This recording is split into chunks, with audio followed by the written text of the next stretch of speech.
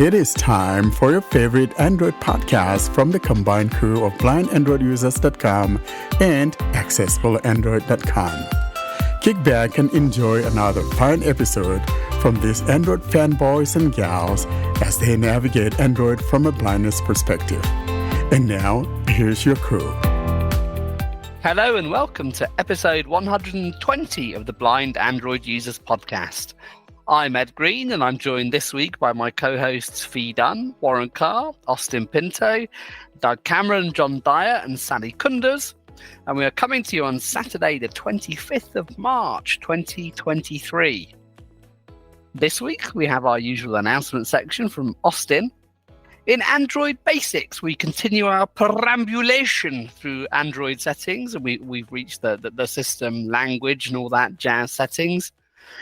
And we have a tip of the week from Fee, who shows us how to regain some much-needed audio settings in the Zoom app on the phone, where some of those settings have moved.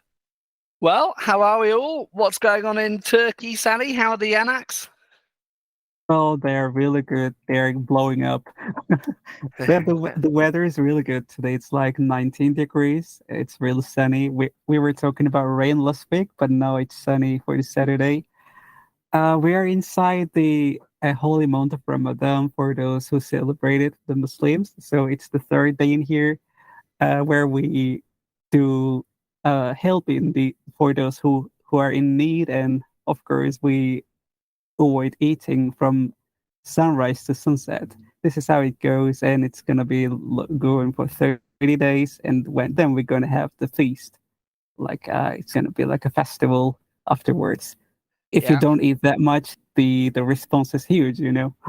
A belated Ramadan Mubarak to all our listeners. And Sally, you say you're helping the less fortunate and the poor. Tell me, what is it you're doing for iOS users? Well, I don't help those iOS users.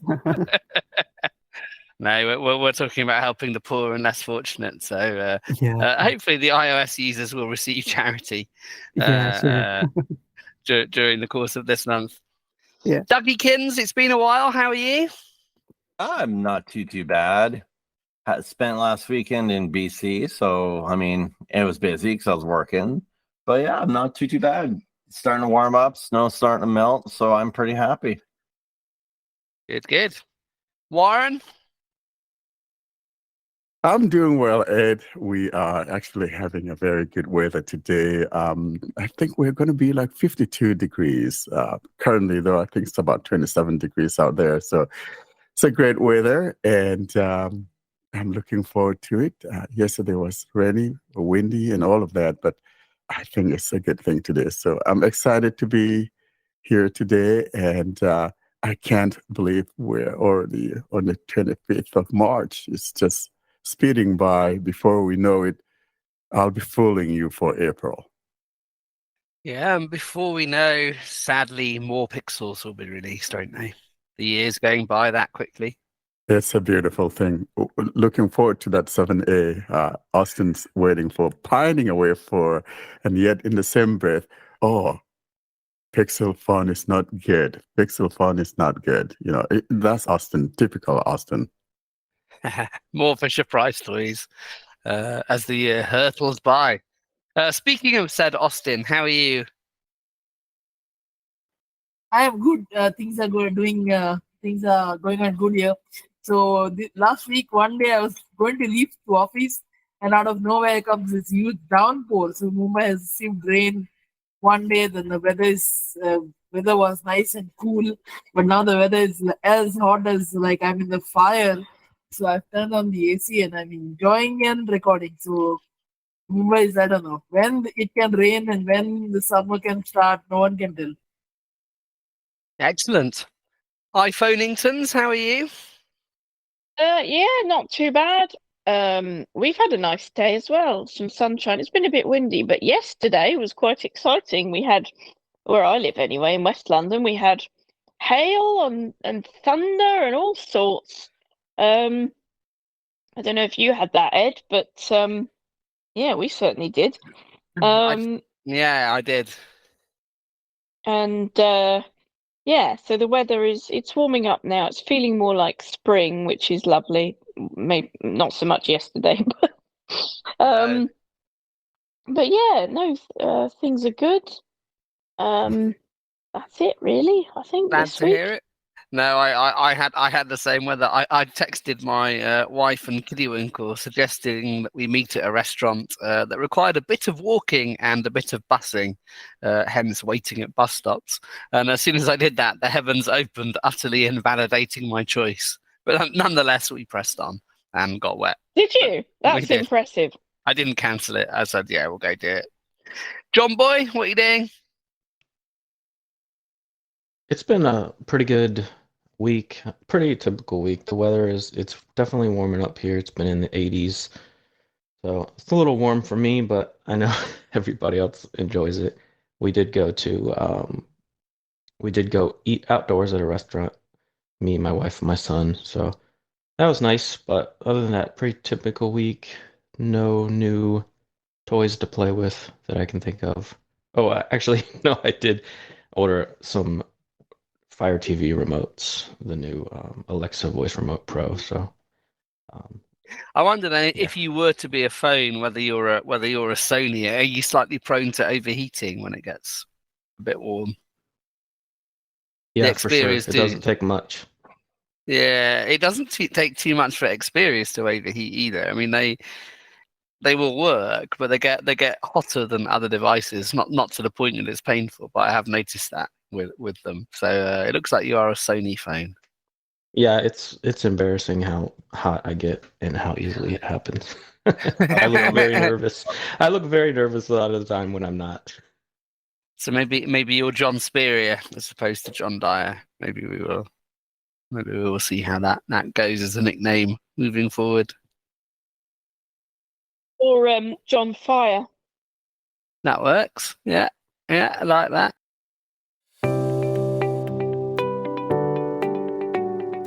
This is the announcement segment of Blind Android Users podcast. Stay tuned to hear important information regarding the podcast, surveys, and the latest news.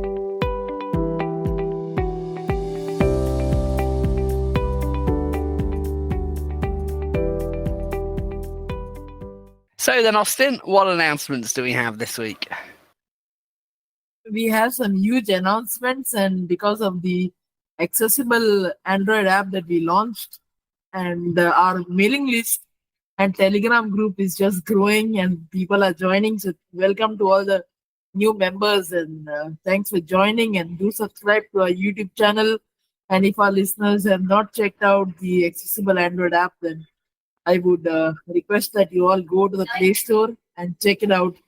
So Sally, how are the statements, or what are the numbers like on the app as of today? We reached a new milestone. We are now over 500 downloads from Google Play, which is a massive milestone for us. I'm so grateful for the support that we received so far, and looking forward to reaching out to 1,000 and more downloads on Google Play, which is going to be even more. I'm asking for people to review our app on Google Play, writing a few words about it. It helps us much more to reach out to more people.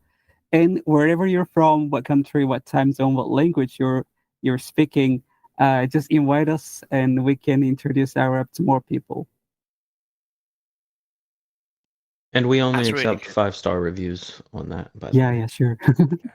No, it's really and good. if you want to make a 1-star rating, then say, hey, Sally, you messed up. It's okay.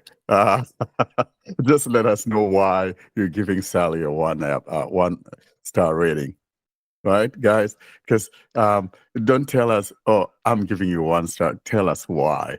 Or And so we even really want to hear better, from you. or even better, give a 5-star rating, but say in the review, I wanted to rate this 1 star because the following.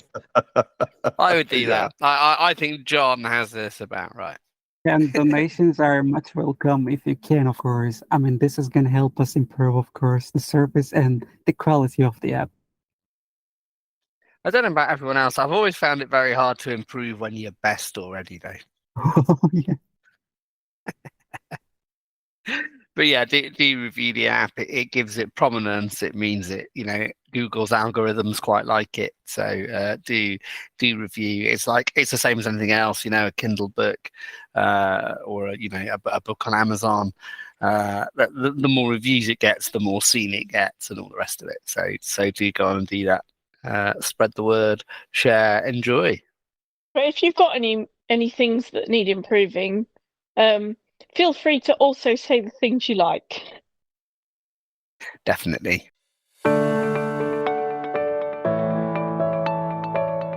This is Android Basics, in which we bring you up to date on the things that you should know to use your Android phone. Now we turn to our Android Basics section, and we continue our tour of the Settings app. And this week it's a fairly chunky section. We're looking at the whole system, language and input, gestures part of the app. Warren, I know you've recorded a little preamble. Is there anything you want to say before we hear that? Well, the system setting is a very important portion of our device, and this is where you go in and basically customize your device the way you would like to use it, whether you want to hear sounds of some sort. For example, if you wanted to say when the phone is ringing, I want to just flip my phone over and let it just shush, or whatever the case may be. Or when I lift up my phone, let it come alive or come to life, or things like that. And we've heard this a lot of times, especially on our mailing list, and people saying, hey, my phone is waking up at random times, or, something happens and my phone comes on. I did not even hit the power button. Some kind of ghost hiding somewhere in my phone. So here's where you can go to find those things. So I think it's important that we do that. And also, time and date and all of that. That's where you go to change those things if you want to manually do things. You travel to another country, maybe something happened. I think someone had said that they were at some location and they were not seeing the location they were in, or things like that. So this is a very important part of the phone and part of the system settings that we need to go in and customize things to our liking. So that's what I'm saying about it. And then we'll discuss some of the things that we think are of great importance to us. Thanks, Warren. And here is that brief demonstration of this section of settings. I am now in the system settings and will now navigate my way to system, languages, gestures, backup, and more. Here's what I'm talking about. System, languages, gestures, time, backup. Let's go ahead and tap here. System. Navigate up, button, out of list. I am now in the system, and I'm going to first of all show you all the items that are in here, and then I'll look at some of the items that I think are of great importance. And after I'm done with showing you the overview, then the podcast crew will then discuss some of these items that we think are of great importance. So here I am in the system area, and I will navigate my way through the items that we find here. Here's what we got. Languages and input, Gboard, in list. The first item that we come across is languages and input. And we hear Gboard, meaning that my default input method is Gboard. Let's go on and tap on this and see what else we find in languages and input. Languages and input, navigate up, button, out of list. Here's what we find on this screen. Preferred language, heading, in list. The first heading we come across is the preferred language heading. And below that, languages, English, United States. We hear languages, English, United States, and it depends on the system language that you have. So if you're in a different system language or different region, that would say whatever language it is that is your choice as the default. Let's go ahead and tap here though, because it's here that you could add another language in the event that you happen to be one of those people that speak multiple languages. Let's go ahead and tap here. Languages. Navigate up, button, out of list. And here we got two items. So the first one is like the English United States, and the second one will be the add language. English United States 1, in list. It says English United States 1, meaning I only have one language in there. And below that we have add language. Add a language, button, out of list. Add a language. Tapping here. Add a language. Navigate up, button.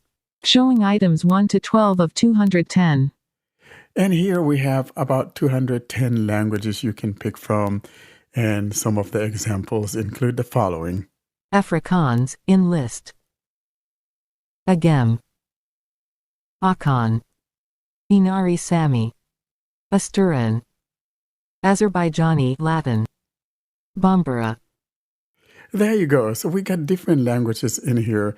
And now I'm going to go back. And if you wanted to add any of these, all you need to do is simply tap on it and the download process will begin.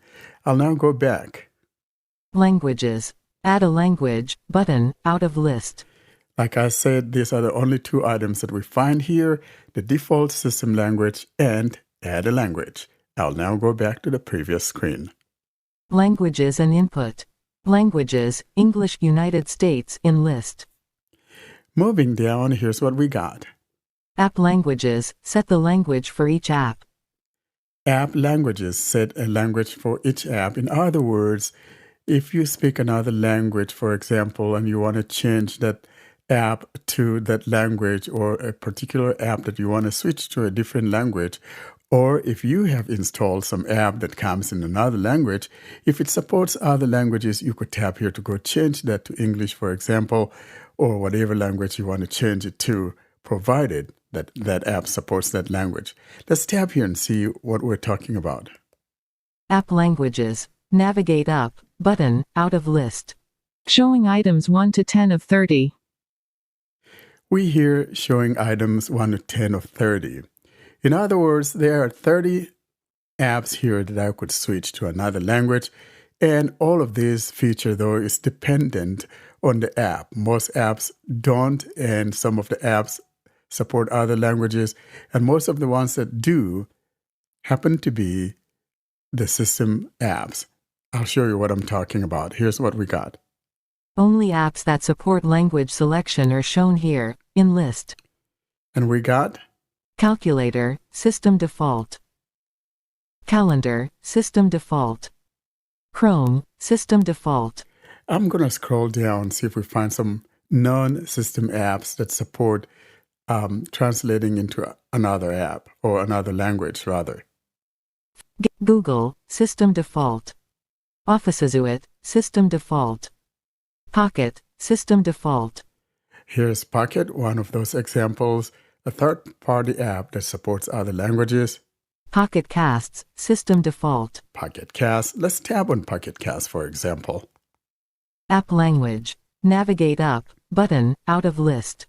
Showing items 1 to 11 of 18. We heard showing items 1 to 11 of 18, meaning that there are some 17 or 18 languages that Pocket Cast could be switched to. Here are some of those languages, or actually, let's go through all the apps that the Pocket Casts support. Here's what we got. Suggested. And under the heading that says suggested, we got Checked, system default. English United States. Spanish United States. All languages. German. Got German. English. Spanish. French. Italian. Dutch, in list. Norwegian Bokmål. Swedish. Russian. Arabic. Japanese. Simplified Chinese. And that's the last one in here. So if you want to switch to any of those languages, you could just tap there to switch to that language. I am now going back to the previous screen. App languages. Pocket Casts, System Default, in list. Showing I'll go items back 8 to again. 18 of 8. Languages and input. App languages, set the language for each app, in list. Moving down, Keyboards, heading. we have keyboards. Moving down, On-screen keyboard, TalkBack Braille keyboard, Google Voice Typing, and Gboard. on-screen keyboard. In other words, here you can go in and enable other keyboards if you've installed some. And for example, if I tap here, On-screen keyboard. Navigate up, button, out of list. and here are some of the keyboards that I have. Some have been enabled and others haven't. Here's what I got. Gboard, multilingual typing, in list. And to the right of each of these would be an on-off switch. So if I move my finger to the right, Gboard, switch, on. move my finger down, Advanced Braille keyboard. down, Bitmoji keyboard, English Down. US.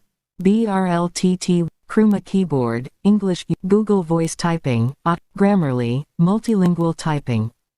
So as you can see, I have a bunch of them. I could scroll down for more. Microsoft SwiftKey Beta keyboard, Microsoft SwiftKey keyboard. OpenBoard, English US. Smart Braille. As you can see, I have a bunch of them. I'm going to go back. And like I said, though, to the right of each of those is the on-off switch. For example, if I move my finger to the right here, OpenBoard, switch, off. I could turn that on by tapping there. Smart Braille, switch, off. Okay, let's go back. Languages and input.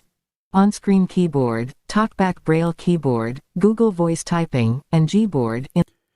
As we move on down, here's what we got. Physical keyboard, not connected. Physical keyboard not connected because I don't have any in place right now. Moving down, Speech, heading. we have the speech heading, and here's what we got. Voice input, speech services by Google. Voice input, and we hear speech services by Google. That's what I'm using. Settings, button. To the right of that is the settings. Let's go ahead and tap on the settings. Speech services by Google. Navigate up, button, out of list. Showing items 1 to 4 of 4. Okay, we are on this screen now, and here's what we find. Speech services by Google. Moving my finger down. Add a language, manage offline languages, in list. Add a language, manage offline languages. In other words, if you tap here, you could choose a language that you can download for offline support. In the event that you're doing something without internet access, you'll be able to have access to that language that you've selected.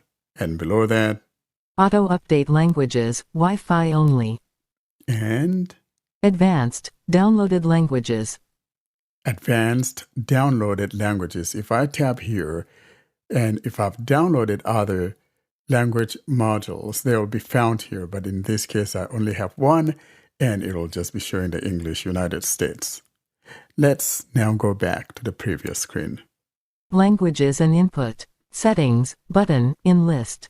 Okay, we move on down. On-device recognition, on-device speech recognition. On-device recognition. In other words, if you've downloaded or added any languages to the above item, which is the speech services, then you will see those in here for your offline recognition. If I tap here, you're not going to see any because I only have one. And besides that one, you're not going to see any more. Let's move on down. Text-to-speech output. Here's text-to-speech. And you could go in here and change your TTS engine. Choose whichever one it is you want to make your default. Moving down.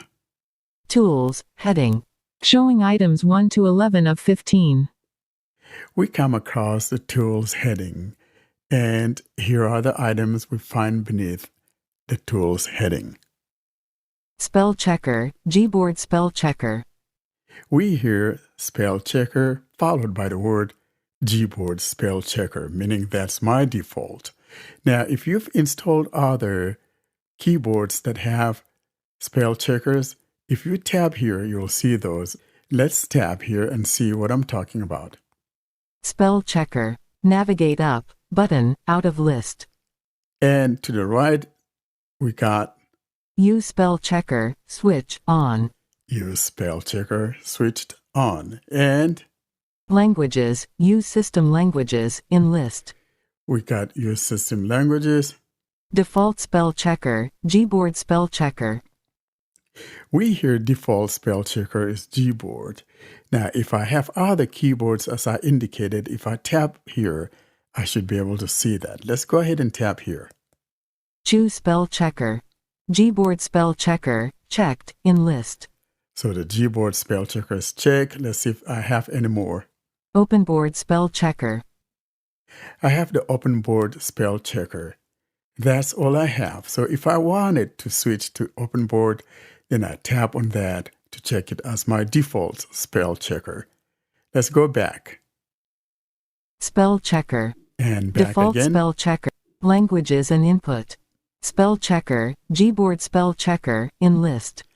Next, below that spell checker, we've got Personal dictionary. Add words to be used in apps such as spell checker.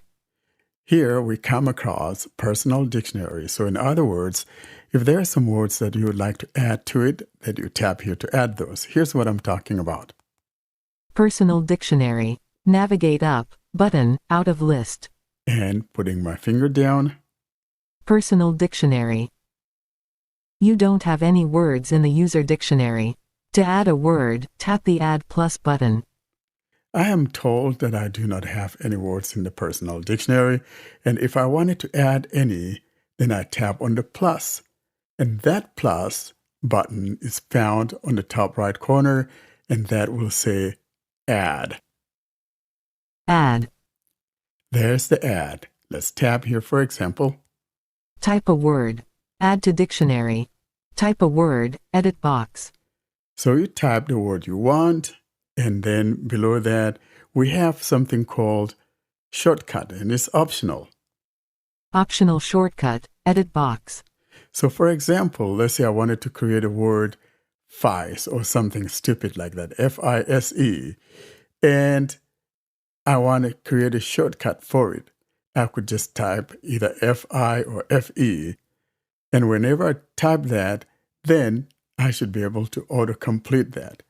I don't want to add any word now, so I'm going to go back, Personal dictionary. Add. and we'll go back. Languages and input. Personal dictionary. Add words to be used in apps such as spell checker. In list. The last item on this screen is Pointer speed. pointer speed. If we tap here, I think the default is like 50%. Let's go ahead and check. Pointer speed. Cancel. Button. Out of list. We heard cancel, put my finger down. Pointer speed. Slider. 50%. It's 50%, and if you want to increase it, you swipe up with one finger, decrease it, swipe down with one finger. Let's go back now. Languages and input. Pointer speed. I'm going to go back again. System. Languages and input. We're back to languages and input. Now, moving down, Live translate. On. live translate is on, and that's if you are maybe hard of hearing or you have some hearing difficulty, you could turn this on so that whatever is being said would be translated or transcribed to you via text. Moving down, Gestures. gestures. And here's where you go in to choose different gestures. For example, you want to switch to the system navigation system, or you want to change to the 3-button navigation, or you want to set the camera gestures and all of that. Here's the place that you go into. Let's go here real quick. Gestures. Navigate up. Button. Out of list. And here are the items we find on this screen. Gestures. Quick tap to start actions. On. Access your digital assistant. In list. So something on the Pixel phone, we have the quick tap, that is you double tap on the back of your phone and you could assign that to whatever it is that you want. In my case, I've assigned it to activate my digital assistant, and that will be the Google Assistant. You could even choose to launch an app using that if that's what you want. Next. Quickly open camera, on. Next. Flip camera for selfie, on. Next. System navigation, gesture navigation. I got mine set to gesture navigation. If I wanted to change to a 3-button navigation, for example, I'll tab here and go choose the 3-button navigation or 2-button navigation. Next. Tap to check phone, off. Tap to check phone, off. So in other words, if you set up your phone and you notice that every time you touch your phone and it comes on, this is where you come to turn that off. I have mine turned off because I don't want my phone to be coming on every time I mistakenly tap my phone. Next. Lift to check phone, off. Lift to check phone is off. I have also turned that off. But by default, when you set up your phone, that's going to be on. So every time you lift up your phone, it's going to pop up and show up the screen. Next. Flip to shish, on. Flip to shish. In other words, someone calls you, you can just flip the phone over and that will just silence that call. Next.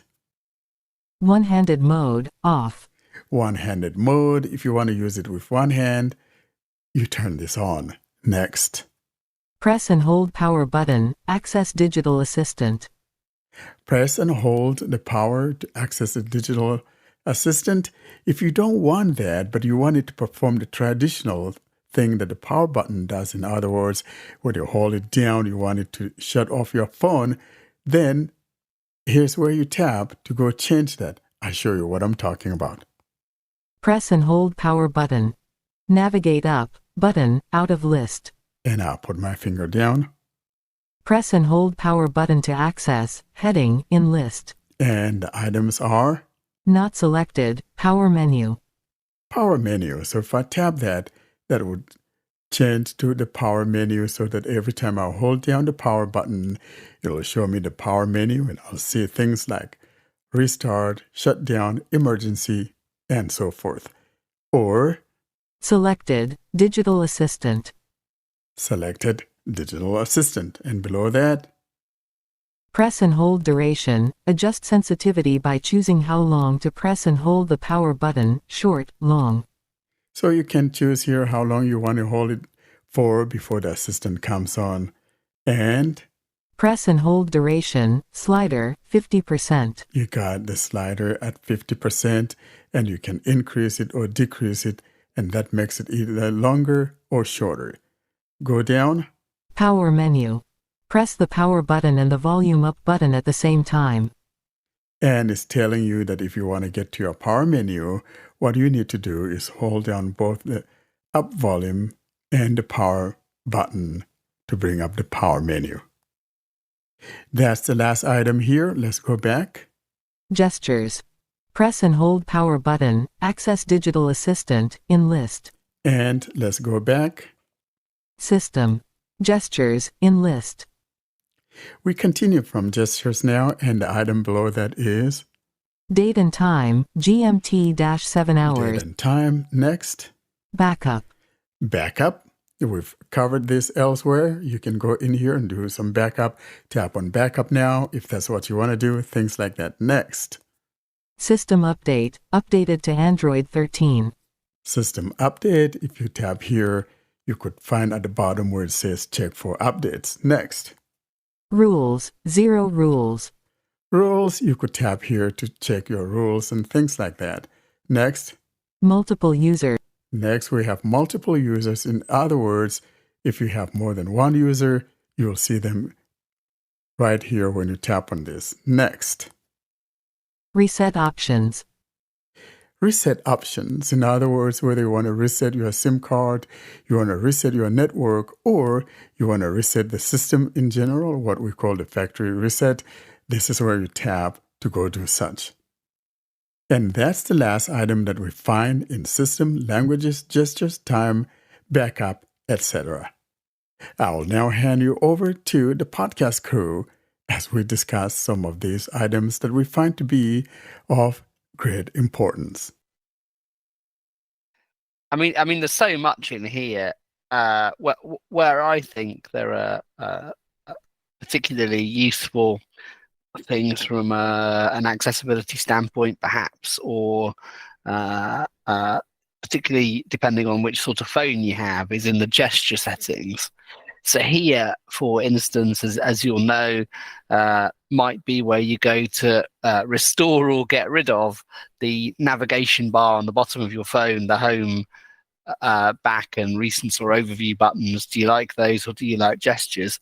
Perhaps even more relevantly for TalkBack users, certain phones, particularly it seems to be ones manufactured in China, have gestures which prevent you using the TalkBack Braille keyboard. So it's an issue on Xiaomi, it's an issue on OnePlus, it may well be an issue on the brands such as Oppo. I haven't had a look, but what you might find is that some of the gestures associated with 3 fingers won't work on the TalkBack Braille keyboard, say typing an L, for instance, because they've already been captured to do something else.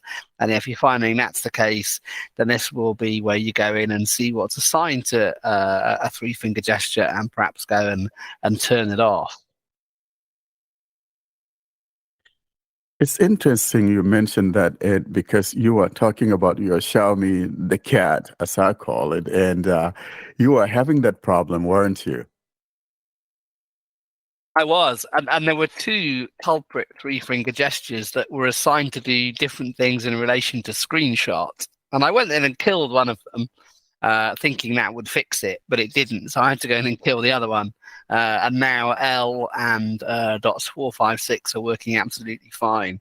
But that is, if you are finding things that appear to be conflicting with TalkBack, this part of settings will be where you go and fix it.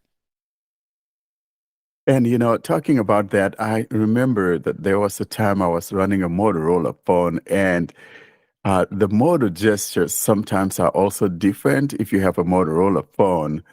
And you go in here and you don't find it. And so if you have a Motorola phone, for example, and you're having that, your screen coming alive and you can't find it anywhere in the settings, you need to go to the apps drawer, and then you're going to find something about motor gestures or motor settings.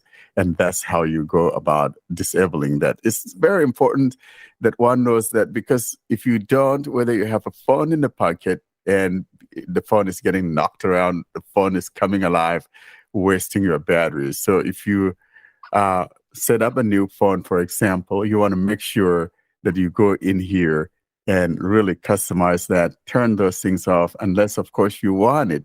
You want to see things when you pick up the phone, then you can allow it to be there. But just keep in mind that while you have it in the pocket and it gets knocked around something, or something bumps against it, your phone is going to be coming alive, and that's a battery killer.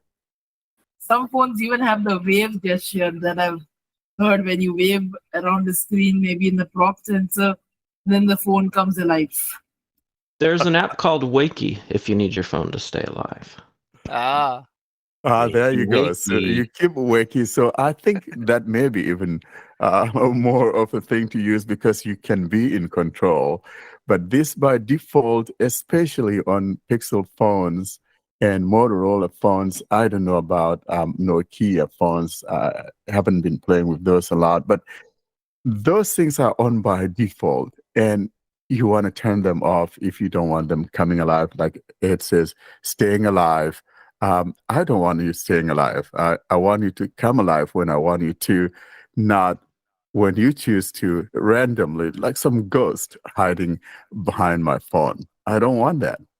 Yeah, the thing that bothers me is the lift to wake, because I don't want my phone announcing to everyone that I've picked it up, Because TalkBack's on, and as soon as I pick it up, it starts talking, and I'm like, maybe I didn't want the room to know I picked up my phone. I actually like the lift to wake feature. Yeah, so do I. It's kind of saved my ass a few times, because if my hands are full, I may not always be able to, activate my screen. So if I just lift it up, I have one finger ready to go scroll mode, so I can just unlock it and it's good to go. So it's one less thing for me to have to do. But on the other hand, I actually completely understand why you would not want it to be announcing every time you pick it up. Yeah, I like that you can change it because, for example, if I'm visiting my family or something, I might want to switch it off, and then when I come home, I might want to turn it back on or something. I had a question for you, actually, Warren, about your demo, which was you've got the voice assistant set up for your power button. And so it said to get your power menu, I think it was volume up and power key together. But isn't that normally the talkback shortcut? So how does that? Only on Samsung phones. Oh, The Pixels don't have that shortcut for an accessibility The service. what? Sorry, John. The what phones don't have that shortcut? Pixels or any other. I know you like to pick on Pixels, but John, no you know, other Android Ed, phones have. Even beautiful Sony phones don't have this accessibility shortcut. Yeah, it It's was just a a word Sony Pixel. thing. No, so it's only a Samsung. So how do you turn talkback on and off quickly on the other phones then? the two volume buttons. What Samsung gives you is two hardware shortcuts. Oh, okay, So- that's the one I used for Braille back on my phone where talkback Braille makes it crash right at the moment, which is very annoying. So what Samsung's really good at is you have two hardware accessibility shortcuts. So you can have one for talkback, one for G-Shuo, or whatever your second accessibility service is. Every other Android phone only has one hardware shortcut, albeit you can have the accessibility button and other stuff. But Samsungs are good for that. Yeah, well, that's interesting because I've only used Samsungs really in the recent years, so I didn't realise. It's like the up volume key to answer calls. That's a Samsung thing as well, isn't it? Yeah, it is. Yes. Yeah, they're nice. See, this is why I like them. Yeah. So shall we then say kudos to Samsung for doing things, going the extra mile? Just like we've always said, I think Samsung, a lot of times, though, people give them less credit, but frankly, I think they've done some very good things because if you have two screen readers, like you guys just mentioned, you have that Joshua screen reader on there, for example, then of course you want to be able to quickly access that when you want to use it, or whatever other screen reader you may have. So I think I like what Samsung is doing. Yeah, it is. It's good. I definitely prefer it. Like I noticed when I had the Pixel, I was kind of missing that feature from having the ability to use multiple commands. So going back to Samsung, it was amazing because I didn't realize how much I used two different hardware commands to activate different features. What was your other one, Doug? What was your, apart from talkback? What did you have as your other hardware? I actually had the magnification set up to a hardware control. Oh, good idea. If you can. So instead of doing like the 3 single finger triple tap, I would just have it set up to a control. That's easier, isn't it? Yeah. Oh, hell yeah. Less wear and tear on your screen too. The only thing I don't like about now, I love that Samsung added the additional hardware shortcut, but I wish they had the 2-finger or two button volume hold down shortcut. I wish it was as quick as the Pixel, because on the Pixel you only have to hold the volume keys down for like a second, but on Samsung devices you have to hold it down for like 3 seconds. A long time, isn't it? Yeah, it is. It's a big difference. It's annoying. Yeah, and it's not just the Fisher Prices where it's quick. It's all other Android phones that aren't Samsungs. Right, but my response to that would be first world problems. Really. I wonder if it has to do with some other built-in accessibility, like aspects that Samsung puts into phones. So I wonder if it's maybe a case of they have something else set up in the back end that requires the extra time for talkback. It might be, but it might just be a holdover that they never corrected, because when Talkback first introduced like the 2 volume hold down, it was I don't remember what version of Android it was, but it did make you hold it for 3 seconds. I remember being I think it was Oreo, frustrated isn't with it? that. It was Probably. Oreo version Yeah. 8. And then, so I think whenever they shortened the holding of it, Samsung just never shortened it with everyone else for whatever reason. They just left it how it was. And I If think it the was- slight issue with it is that, obviously you have to hit them simultaneously, and most of the time that's fine. But you get a fairly instantaneous feedback if that's what you have or haven't done on a non-Samsung phone. On Samsung, you're waiting. So for some reason, if you've got a slightly dodgy case, or you didn't hit it quite right, what you might have done on a Samsung before TalkBack kicks in after your 3 seconds is radically change your volume either up or down. Done that before. Yeah, exactly. Yeah, and then the and it's phone exacerbated on shouts at you. Samsung. Well, yeah, or doesn't. Or Yeah. doesn't. So that's the slightly annoying thing on Samsung about the delayed feedback. If it was first introduced in Oreo and you had to press the volume buttons for 3 seconds, do you think that was, to exercise your fingers a bit more because of all the cookies involved? I think it's just the way the cookie crumbled. 100%. Yeah, exactly. In as much as I like what Samsung has, and this is my fault. So I had talked about the Verizon giving a 30-day free trial, 100 gigs and all of that. So I installed my Verizon app on my phone, and so I could try it. I installed it on my S21, and I called my friend on it. And typically for me, when I'm on a call, I always shut off the screen. So I hit the power. And so I hit that power and I hammer. Yeah, I cut him off. We knew exactly where that was going. Yep. So I'm like, oops, I'm sorry. So I had to go in there and turn that off. That's the one thing I don't like. I never, ever, ever use the power button to end my calls, because for me, though, I prefer Well, you to have did that day. my phone screen off. Yeah, when never say never, Warren.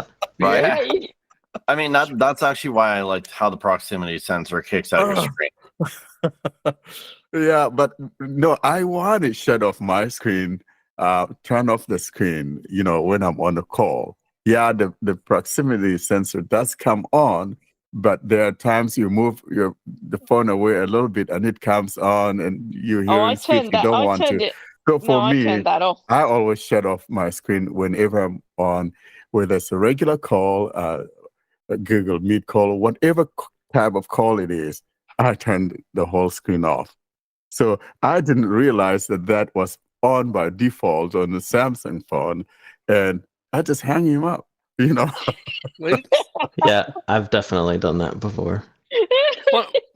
One of the things I didn't quite understand, well, not quite in the system gestures thing anymore, on that Verizon trial, is Verizon a GSM network as well now? Is it not just CDMA? And if it is, then how does it work on a non-CDMA phone? So what happened is that you download an app, the My Verizon app, and so you're using an eSIM. So that's what it is. It's not a physical SIM, and Verizon supports both CDMA, I think, and you can get a Verizon phone and put in any SIM card in there; it will work. But they are still part of the CDMA, but that My Verizon app would let you download a SIM, an eSIM, and be able to just use it without the need of a physical SIM. Wait a minute. CDMA networks still exist in North America? Yeah. Well, Verizon does. Verizon does. Yeah, and I don't Sprint. think This portion of T-Mobile, or the portion of T-Mobile that used to be Sprint, is also CDMA. Wow. I don't think in Canada we have anybody running CDMA anymore. We never have. Ours have always been GSM. In reality, that actually surprises me that we still have CDMA networks, especially seeing how more and more carriers are knocking out even 3G networks. So, yeah, well, there are some things about CDMA that are better than GSM. Let's be honest. When it comes to data, CDMA has a better support for data when you compare it to GSM? I'd say CDMA can handle data better than 3G, but I mean, maybe that's why 5G is running on a higher bandwidth. I don't know. Like CDMA, I find very conflicting. It's got pros, it's got cons. Its biggest con was the ability for 911 tracking, but probably the better option is maybe the data aspect of it.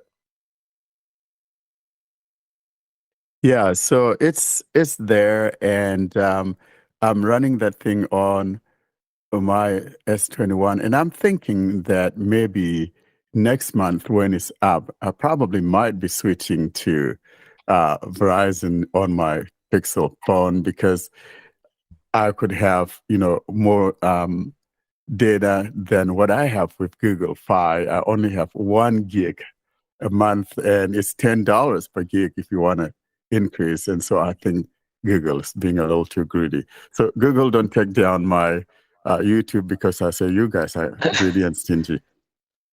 And how much is the Verizon for 100 gig or whatever it is?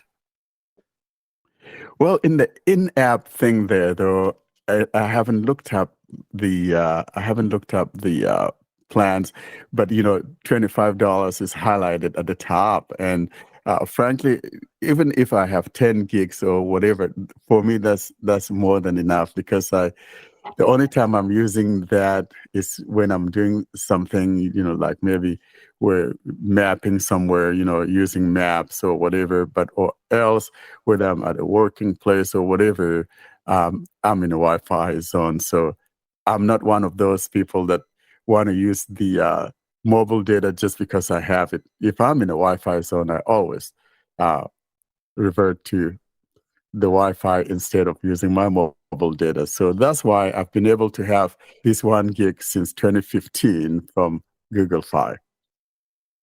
You're going to be getting rid of Fi, are you? Oh, that's sad. I'm sorry, girl, but I think I'm dumping you off. Oh, dear. I'm going to be so sad.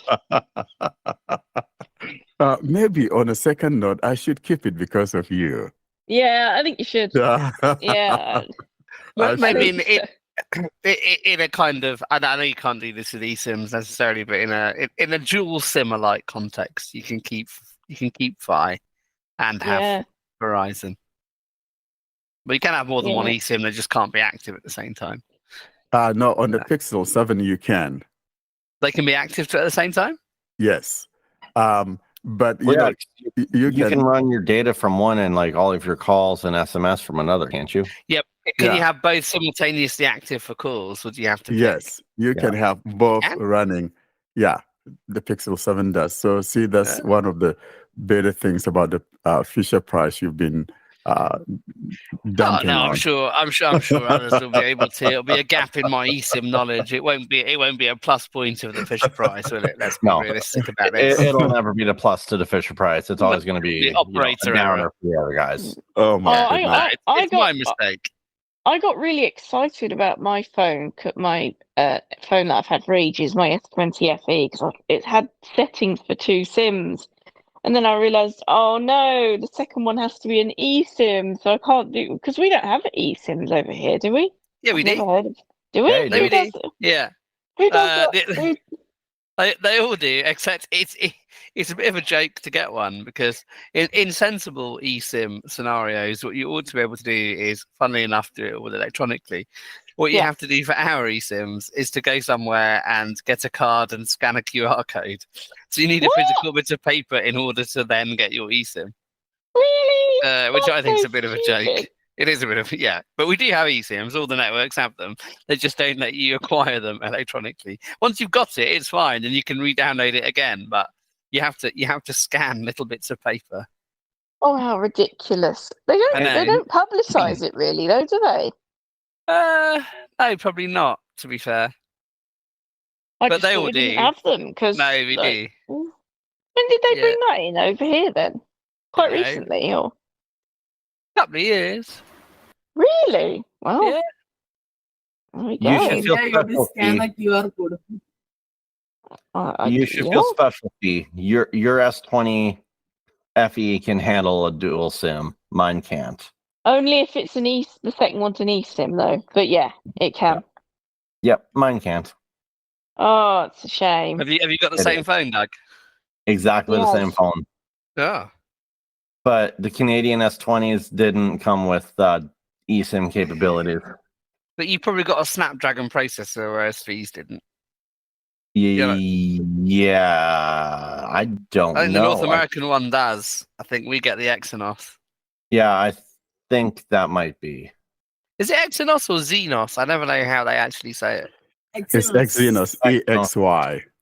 The My Verizon app will give you a new number, so you'll have both your regular phone on there, and you can choose which one to make your default. That's how it works. And it is a proper eSIM number. It's not voice over IP or anything like that. No, it's a proper. genuine number. Yeah, and actually it even supports hotspotting. So I tried the hotspot yesterday, and it works.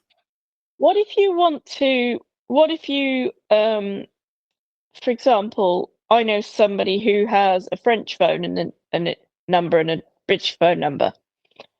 So what if he's normally phoning his French friends, but then he wants to phone me, and I'm not in France, I'm in London, so he wants to use his British number.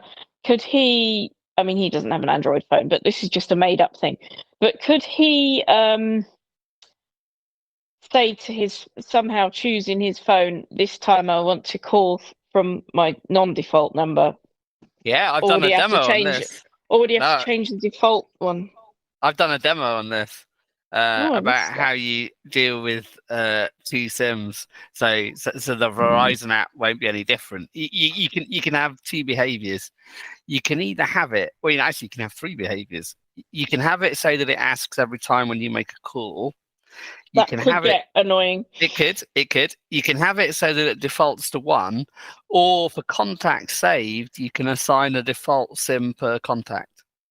So for all his French mates, he can go in and go, you know what? I don't want to use my anglais, my numéro anglais hier. I want to set it up so that it utilise my French number. Yeah. La de Paris. You know? Yeah, and even in the messages app, you'll have a little drop down right next to the send button. You can change which SIM you're sending it from, and it'll remember for each conversation which SIM you last sent. So that's you really just change good. it per conversation. Unless you accidentally change it to the wrong one, then that's quite bad. But that's your own fault. And that can happen quite easily, by the way, in messages. That is easily done. And that's not bad feed. That is freaking hilarious. What about WhatsApp? WhatsApp doesn't use your SIM anyway. WhatsApp doesn't care what you use.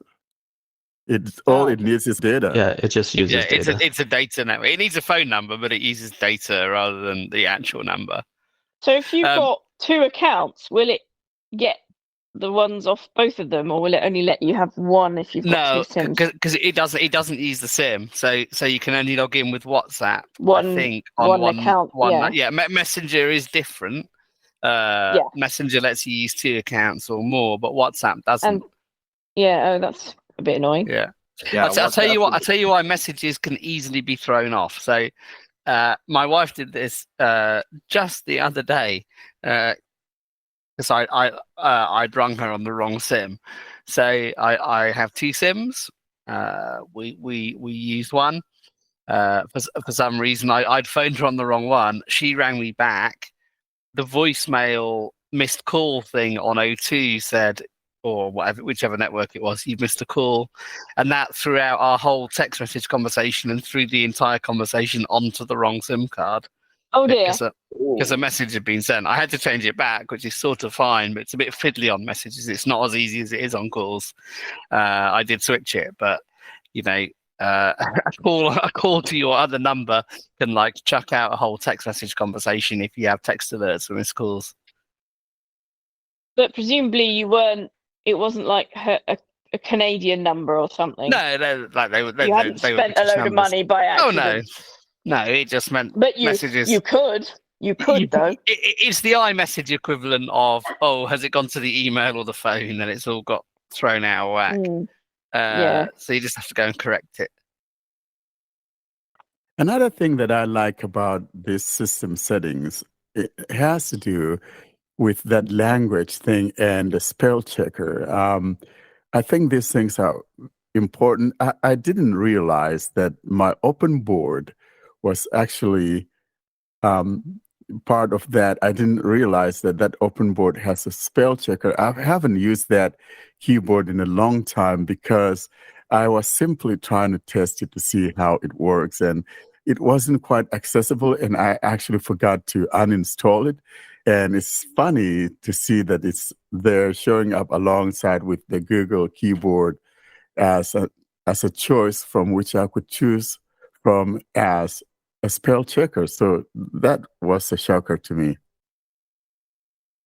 Something that I thought while I was listening to your demo was what annoys me quite a lot with using Braille at the moment with my Braille display with TalkBack is that works really nicely. But when I turn off my Braille display, what I really like is it to go back to my QWERTY keyboard because that's what I like. And it doesn't. You've picked TalkBack Braille, so it has this Braille thing on the screen. And I know a lot of people love it. I don't love it at all. I just don't. And I wish there was a similar thing, like, you know, you had physical keyboard in there, which is for like a Bluetooth keyboard. But I wish there was a differentiation between like TalkBack Braille display keyboard and TalkBack on screen Braille or something. I'd really like it if they I would totally do that. understand what you're talking about, Fee, and I can see why it defaults to the on-screen because that thing is powered by that on-screen keyboard of the Braille TalkBack. So if the physical part is turned off, then it falls or defaults back to the on-screen keyboard. But I want I it can to see regard where it you're as coming. two separate ones, like it does with QWERTY on the screen or QWERTY on the Bluetooth. If it can do that, I I'm can sure see it could. where you're coming from. It would make sense that if I disconnect the hardware keyboard, I want the regular default keyboard that is the whether it's Gboard or whatever QWERTY keyboard to come on just the way it behaves when we hook up a physical keyboard to it. So I can see where you're coming from, but I kind of like the ability to change that spell checker if you find out that one is not working for you.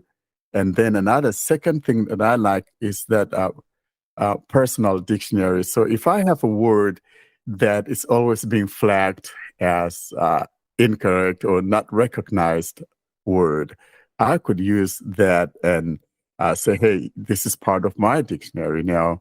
And so if I'm typing something and I come across this, just recognize it as one of the words that I have chosen. So if you have some language that's not being recognized, you want to go into that personal dictionary and include that in there. And the beauty here too is that you can even include a shortcut so that you can quickly just bring that word up without having to type the whole thing.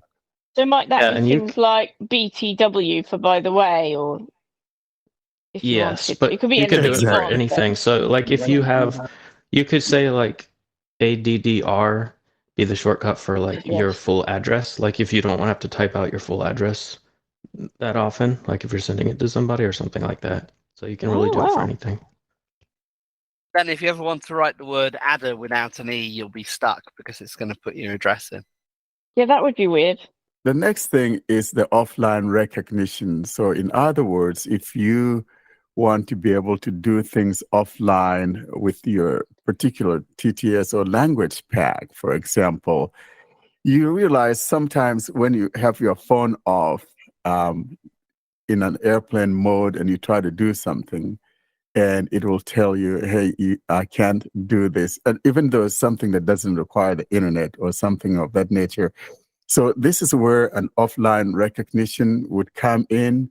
And so if you don't have one, you probably should, most especially if you are a bilingual person and you kind of speak other languages and you from time to time want to switch to the other language and say something in that language. And if you don't have that offline recognition, then you may run into a problem.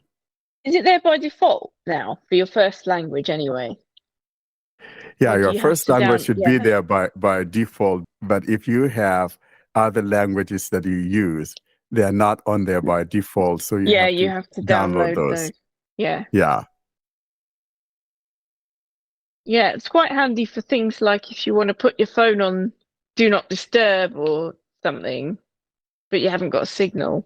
To go online. It's quite good for that sort of thing. Airplane mode, yeah, things like that. Well, or you just don't have a signal. You have to somewhere in the countryside or whatever. Yeah. But it's a voice dictation thing, is it? It doesn't go beyond that, does it?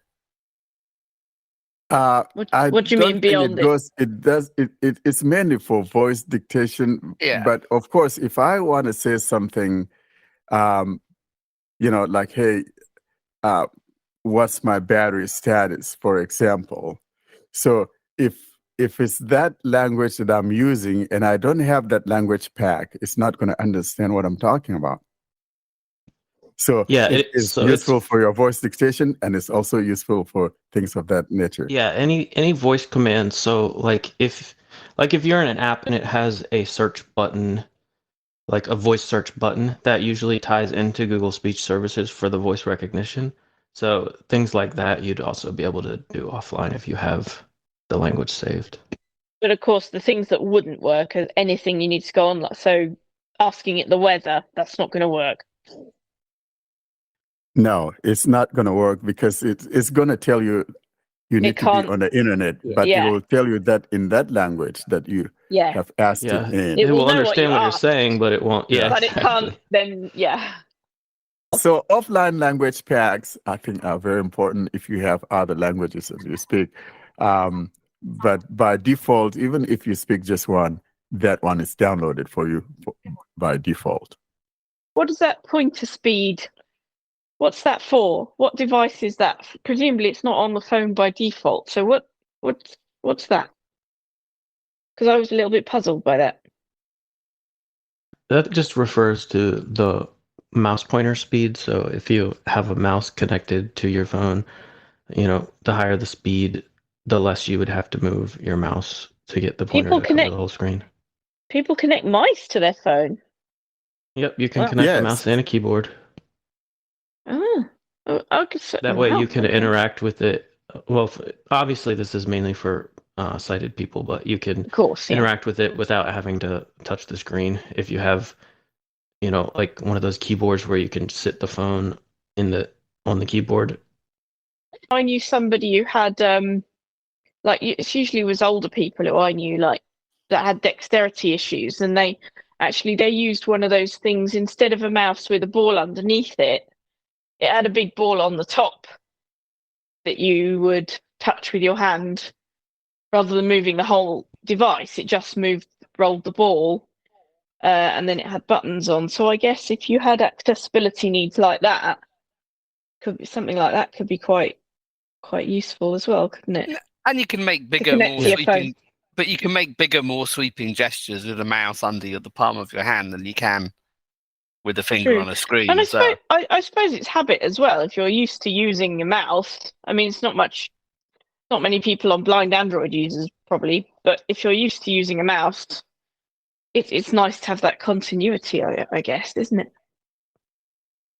Yeah, because some keyboards do have inbuilt, mice or mouse, whatever. Well, and so if you have that, hooked up to your phone, via Bluetooth or whatever.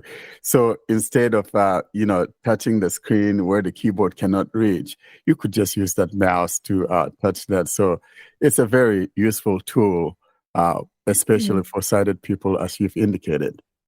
Yeah. So that's what it's for. The thing I'd like to see in here, and admittedly it is a bit of a niche case, but when I first got my Xiaomi, it didn't have orthodox kind of screencastings. So when I connected it to my computer, what I found was it was mirroring instead, and that meant my computer keyboard was controlling the phone, which has its advantages, but it also meant I couldn't control my computer because obviously my computer keyboard was controlling the phone. And what I'd like to see in systems and gestures is a way to disable the hardware keyboard. And there isn't one. If a hardware keyboard's connected, it's going to work. It relies on you disconnecting the keyboard or turning the keyboard off instead of being able on the software end to disable the hardware keyboard. And I would like to see that in mirroring situations. So when the Sony phone was connected to the computer, did you not have that same issue then with the keyboard? And that's because casting and mirroring are different things. I've now fixed it on the Xiaomi as well because there's a hidden settings app which can make it not do that. But screen mirroring and screen casting weirdly behave in different ways. So if normally when you like if you're using a Chromecast or something and casting it from your phone to the TV or something, you won't have that problem. It was the fact no, it was you're just sending the screen content, aren't you? which is all I wanted to happen, but it wasn't what the Xiaomi was doing. But I think it would be good if there was a way, admittedly a fairly niche scenario, to have it so actually on the phone you can just disable the hardware keyboard from the phone, but it wouldn't let you do that. That is quite niche, though, isn't it? Because most people connect a keyboard because they want to use it. But I wasn't connecting a keyboard. Why would you? I wasn't. I was connecting a laptop, so I wanted to mirror the phone to the laptop. It was an incidental thing that meant the laptop keyboard was then taking over the phone. It wasn't the intended behavior. But maybe that needs to be a setting to do with computers then, rather than keyboards. But there isn't a setting. That's what I mean. Maybe that's what they need. I don't know if that would fix your problem, because it might make your keyboard do nothing, because it would still route it, like it still wouldn't let you use it on the PC. It would be trying to use it with the phone, and then the phone would just be ignoring it. Maybe. I don't know how it would work, but that's a possibility. I don't know. It seems like it should be fairly fixable to me, and it would involve making it not use the phone. People do use the phone with their PC, don't they? But that's probably through a different way than differently. Yeah, typically that's when a connection is established between the phone and PC, like to write messages, but they're not being written on the phone as such. My mum does, and she writes her texts and stuff. She's got a Samsung phone, and she loves it, and she's fine with that. Yeah, but I think she can go away from that window and start doing her normal emails and things on the machine, on the laptop. Yeah, that's right. So it sounds like you couldn't move away. Sounds like and the keyboard's not taking over the phone in that instance. It's just sending stuff to the phone. Yeah, which is different. Yeah. I see what you mean. Yeah, because your mom isn't. She's using Link to Windows. She's not casting. She is, yeah. So Samsung phones suffer from the same thing. They actually do use mirroring. They call it Smart View or something. So if you were to use Smart View from a Samsung phone, you'd have the same problem. The keyboard on the computer would take. And people is why I use Dex. But she seems to be okay. Yeah, but she's not casting. She's not mirroring. That's the thing. She's just connecting her phone. Yeah. They're just communicating to each other over the Wi-Fi is all that's happening. So the phone is the keyboard is controlling the computer. It's just that data's being sent from it when she goes into that phone window. Yeah. Yes, and she did a thing a bit like Warren cutting somebody off earlier on. I rang her up and she said, "Hang on, let me just do this on the computer." And next thing I know, she cut me off. I rang back, or we got back on the phone. She said, "Oh, sorry, I just closed the window on the laptop and it was the wrong one. I cut you off." Exactly.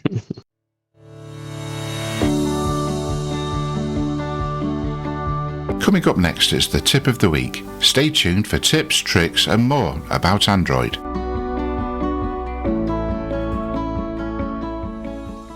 And now we come to our tip of the week. And this week, Fee is going to show us how to restore some quite valuable audio settings in the Zoom app, which have disappeared from the main screen. Take it away, Fee. Hello, this week's tip is all about Zoom and original sound. Zoom, as most of you will know, is often used by people, especially since the 2020 lockdowns, but some people used it before that, for conference calls. A lot of people turn on their cameras so that they're video calls. Some people, like me, are a bit more shy and we just have our audio switched on. And it's used for many things, including work meetings, family get-togethers when people aren't nearby or they're not allowed to meet because of lockdowns. People have done quizzes on Zoom, but the other thing people have often done on Zoom since 2020 is musical events. Zoom is very clever. During meetings, it will cancel out any noise that isn't someone speaking, which is great if you're having a speech-only meeting. However, if it's a musical gathering, it's not good at all, because as soon as someone starts to play a piano or a guitar or any other kind of an instrument, you can't hear it, and you may not be able to hear them very well either, because Zoom thinks, oh no, that's unwanted background noise, we don't want that, and cancels it. So, there's now a solution for this, which has been available for a very long time, called turning on original sound. Now, I used to be able to do that very easily on my phone, but recently I honestly thought that you couldn't do it on your phone anymore. And so I only did speech type meetings through my phone rather than musical ones because I believed it wasn't possible to improve the situation. However, happily, after some exploring, I found I was wrong. So I thought I would share it with all of you how to turn on original sound. It's not just for music either, you know, if there are other sounds that are not speech that you want to share with people, turning on original sound is the thing to do. Open Zoom. Opening. Zoom. Meetings. Showing items 1 to 2 of 2. Personal meeting ID. PMI. New meeting. Button. So I could start a new meeting here and do various things. I'll be honest now and say I tend to generally go to other people's meetings and it'll just open them in Zoom because that's a choice I've made before. I don't often just open Zoom because I'm not usually the host, but I found something very useful in the settings when I was actually looking for something else the other day. Join button. Schedule button. Share screen button. Add a calendar. In list. Selected. Meetings tab. In list. 4 items. Team chat tab. Contacts tab. More tab. So in the More tab. More tab. More tab. Selected. Page 4 of 4. More. Out of the feed done. Basic. Try Zoom 1 Pro. No, I don't want to do that. Added features. Heading. Mail. Calendar. Whiteboard. Settings. Heading. Settings I want, so I'm going to swipe right from that. Meetings.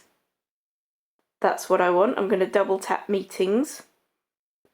Zoom. Back. Button. Meeting audio. Heading. Auto connect to audio. Off. Now, auto connect to audio, I'm going to switch that on because it's really annoying when you join a meeting on your phone. Once you've joined, you won't hear the audio unless you press a button that usually says Wi-Fi or cellular data, or there's, I think, a dial-in button, which is, I think, not as good quality. So I'm going to turn this on. I'll just get it to speak it again. Auto connect to audio. Off. Auto connect to audio, so I'll double tap that. Zoom. Back. Button. Oh, okay. Auto connect to audio. Off. Selected. Wi-Fi or cellular data. Oh, okay, so it's gone into a choice, so I can choose off Wi-Fi or cellular data. You will be automatically connected to audio when you call someone or answer. Wi-Fi or cellular data. I'll tap that. Wi-Fi or cellular data. Selected. Good. You will be automatic. Back. Button. Now I'll go back. Zoom. Auto connect to audio, Wi-Fi or cellular data. Mute my microphone. Off. Switch. Use original audio. Off. Switch. And use original audio, that's what I want. On. Switch. Ticked. This will allow you to enable or disable original sound in a meeting. Original sound will disable noise suppression. So you have to have turned this on. Use original audio. Ticked. On. Switch. Otherwise, the option won't be available to you once you're within a meeting. So if, like me, you've been missing that option, that's how to get it back. This will video. Heading. And then we've got video options. Turn off my video. Off. Switch. I'm going to turn off my video. On. Switch. Video. Aspect ratio. Keep virtual. Turn off my video. Ticked. On. Keep aspect mirror my video. Ticked. On. Show video preview. Ticked. On. HD video. Picture in picture. General. Heading. Picture in picture. Ticked. On. General. Always show meeting controls. Ticked. On. Show closed captioning when available. Ticked. On. Show my connected time. Off. Switch. I don't want to show my connected time. That would just get on my nerves, I think, because it would keep changing and being longer and longer as the call went on, and that would just get in my way, but it might be useful for some people. Show name when participants join. Ticked. On. Show non-video participants. Ticked. On. Ask to confirm when leaving a meeting. Ticked. On. Safe driving mode. Ticked. On. Switch. I don't need that because I don't drive, so I'm going to turn that off. Off. Swipe right to disable video and audio when driving. Show user profile icon next to in-meeting chat messages. Ticked. On. Switch reaction skin tone. Animated reactions. Tick. Show animations on video. Clapping. Image. Thumbs up. Heart. Joy. Open Tada. Auto copy. Invite. Back. Meeting set. Back. Button. Right, I've done all I want, so I'm going to go back out of that now. Zoom. Meetings. Contacts. Team chat. General. Other. Heading. Scan QR code. About. So there you go. That's how to get the original sound back and to automatically connect audio so that you don't have to do that extra step every time you join a Zoom meeting. And that's it for this week, folks. Thank you very much for listening. We should all see you next week. Austin, how do people get in touch with us?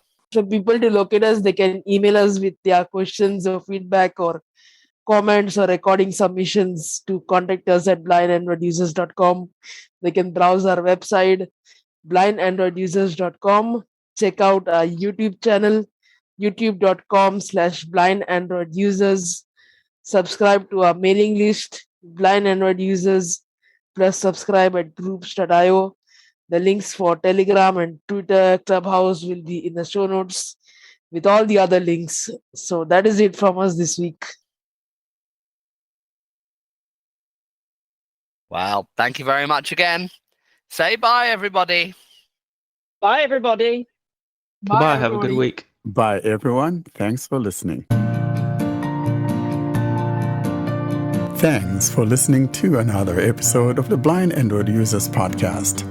Until we see you next week, don't forget to leave us your comments and suggestions via our email contact or using any of our social media sites. Have a great week.